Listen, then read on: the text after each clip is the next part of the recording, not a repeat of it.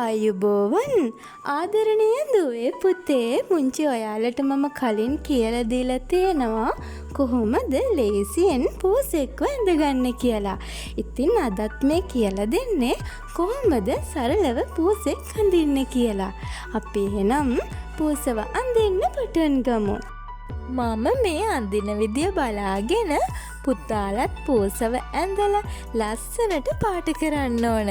මම අද පාට කරන්නේ නෑ. පුතාලට පුළුවන් ගොඩක් ලස්සනට ආස පාටවල් යොදාගෙන මේ පූසව පාට කරන්න. මුලින් මෙන්න මේ විදියට රවුමක් අඳින්න. පුතේ පූසගේ ඇඟේ ඉතුරු කොටසත් මම මේ අඳින විදිය බලාගෙන ඕගොල්ලෝ ලස්සනට ඇඳලා පාට කරන්න ඕන.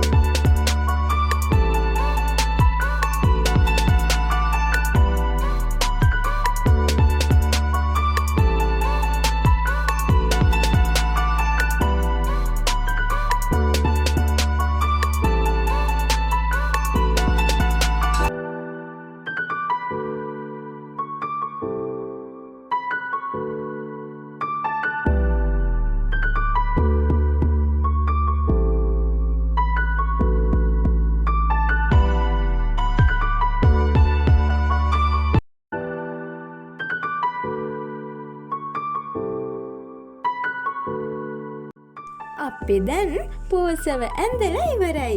පුතාලට මම ඊළඟ දවසෙත් තවත් දෙයක් අඳින්න කියලා දෙන්නම්. බුදු සරණයි.